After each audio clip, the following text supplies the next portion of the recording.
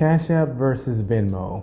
That's right, it's finally here. The two apps that have been the most popular on this channel and that y'all seem to like the most are about to have a face-off.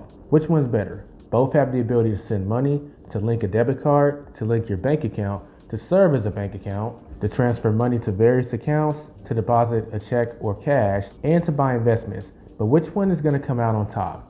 Well, let's find out. Hello everyone, this is Elijah with Financial Anatomy, and let me welcome you to another video where we're going to help you take control of your financial destiny. I'm your host Elijah, and we're going to be covering Cash App and Venmo and determining which one is actually better. I personally made several videos on both Cash App and Venmo, so rather than sitting here telling you exactly what both apps have, which I just kind of did a few seconds ago, we're actually going to go over some distinct differences that separates the app from the other one and maybe helps it come out on top in this showdown or battle. Just like in my Cash App versus Chime video, we're going to be given three categories that these apps are going to be competing in.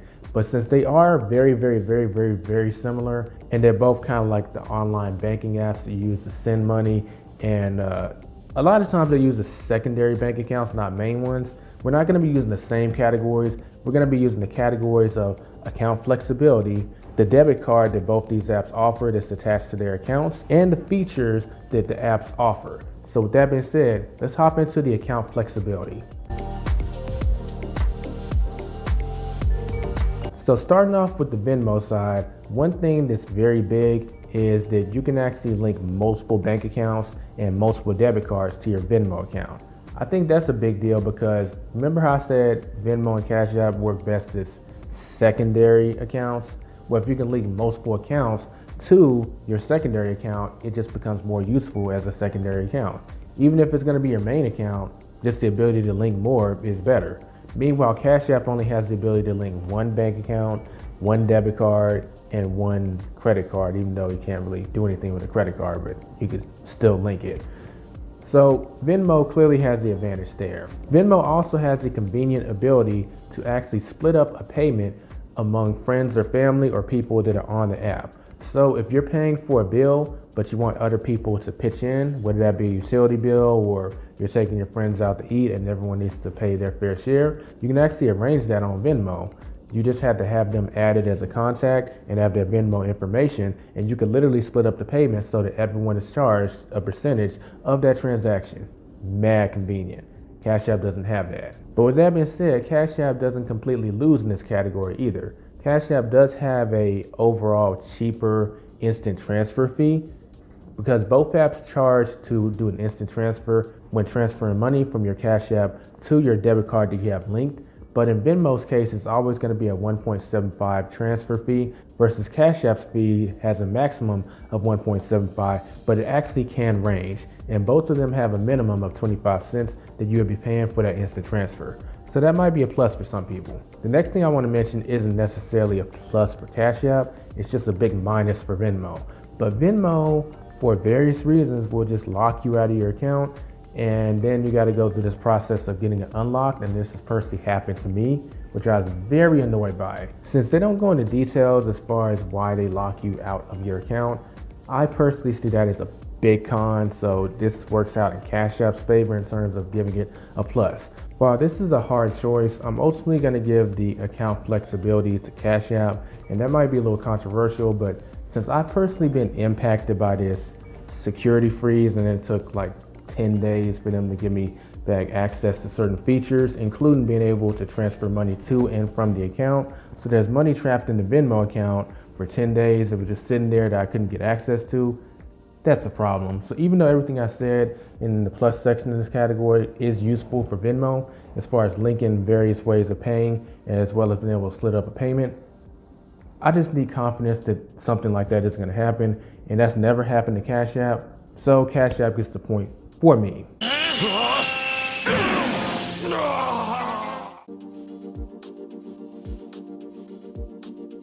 Next, we're going to talk about the debit card that both apps offer. So right off the bat, they both offer their version of cashback or boost. Cash App calls them boost versus on Venmo, it's more or less called, cashback. Both of them are relatively similar, so there's not really much difference to talk about. I think I saw more discounts on Cash App versus Venmo has more cashback opportunities. But ultimately, this is something that's always going to vary because the boosts and the cashback offers are always alternating. But one thing Venmo does have in its favor is Venmo does offer a credit card. Now we are talking about debit card, but the fact that they do offer a credit card is worth mentioning, and they're going to get some credit for that in this section. And similar to what happened in our last section with Cash App kind of getting more credit because Venmo screwed up in a way, we're going to flip that scenario, and Venmo is going to get more or less a plus because Cash App is getting a minus here, because Cash App's debit card in the system of card processors is a prepaid debit card. Now, why is that relevant?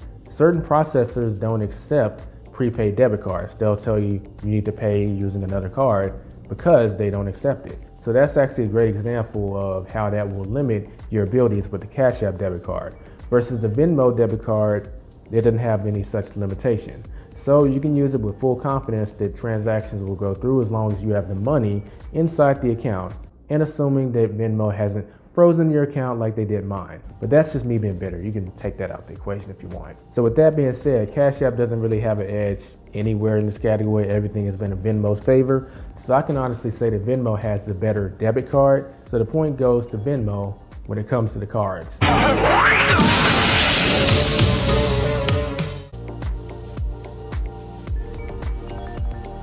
Lastly, we're talking about the overall features on the app. Like I said before, we're not going to be covering everything that they both have because I've made several videos on both apps explaining what they have and how to do what. So if you have an interest in that, you can check those playlists out. But when it comes to features, I can honestly say that Cash App has Venmo beat in a pretty large way. Starting out, both apps have the ability to buy investments or crypto, but Cash App has the ability to buy stocks and Bitcoin. So since they have a whole nother investment category that you can buy, that's definitely a plus. Another additional feature is you can actually send your friends and family stocks. So if you own stock in AT&T, you can send that stock to someone. That's a pretty cool creative feature. In addition to this, Cash App actually does have a savings account feature that pays a pretty interesting interest rate that you can see on the screen right now, which is on par with many banks that pay high interest rate like Ally and Referral. So that's pretty commendable. Now combine everything I just said and you can link this to your Cash App debit card in the form of roundups. So you can make arrangements so when you spend money, your transaction will automatically be rounded up, and the difference can be deposited in either Bitcoin, in a stock of your choice, or in your savings account, which is a cool feature. When we compare that to Venmo in terms of features, the only thing Venmo has on top of Cash App is you can buy different forms of cryptocurrency. Obviously they have Bitcoin, but they also have Ethereum, Litecoin, etc. Now I'm only naming those three because I think Venmo probably will add more in the future, but does that offset everything I just said? Honestly not. So when it comes to features, I'm gonna give it to Cash App. Subjectively, which app is better? Obviously it depends on what you value the most.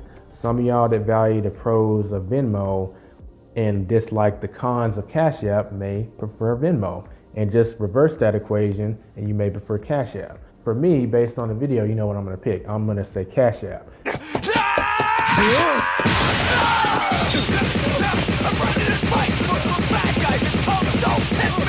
That might be a hot take. Wait, that's not supposed to be there. That might be a hot take, but the thing is, I like to drill into the details of how you're going to use these accounts, not anything that's cosmetic. These are very functional reasons why I'm picking Cash App, because I do use both apps on a regular basis. Even though it's not my main bank account, obviously I have to be using these if I'm going to be making videos on them, as y'all have seen. And since I've been using them for quite some time, I can honestly say that Cash App is the better app or bank, in my opinion, based on these categories, which are very functional in nature. But that does it for this video. If you have any questions or comments, feel free to leave them in the comment section below. And if you want to see how to do certain things with both of these apps, I have a Venmo playlist and a Cash App playlist that has various tutorials on how to do a lot of things. So be sure to check those out. Like this video if you found value in it. Don't forget to subscribe if you're new, and I will catch you in the next video. Don't forget to get out there and take control of your financial destiny.